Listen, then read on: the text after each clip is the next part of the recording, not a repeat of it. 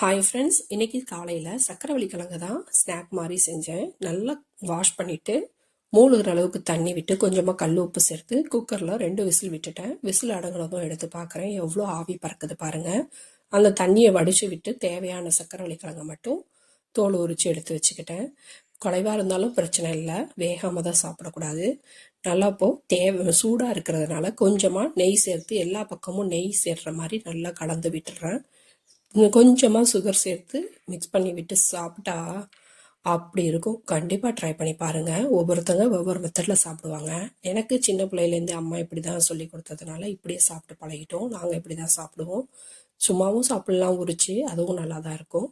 நீங்கள் எப்படி சாப்பிடுவீங்கன்னு கமெண்ட்டில் சொல்லுங்கள். இது போல் ட்ரை பண்ணி பார்த்துட்டு உங்களுக்கு இந்த இது பிடிச்சிருந்ததானோ கமெண்ட்டில் சொல்லுங்கள். அதோட சிக்கன் இப்போ தான் ஃபஸ்ட் டைம் வாங்குகிறேன். போன வருஷம் டிசம்பரில் ஒரு 20க்கு மேலேயே வாங்கலைன்னு நினைக்கிறேன். சிக்கனை நம்ம அதிகம் வாங்கலை. 1 கிலோ 240 ரூபான்னு விற்கிது. எனக்கு ஒரு ஷாக் ஆகிடுச்சு, 200 ரூபான்னு விற்றுட்டு இருந்தது. உங்கள் ஏரியாவில் எப்படி விற்கிதுன்னு கமெண்ட்டில் சொல்லுங்கள். வீடியோ பிடிச்சிருந்தால் லைக் பண்ணுங்கள், சப்ஸ்கிரைப் பண்ணுங்கள், ஷேர் பண்ணுங்கள். தேங்க்யூ.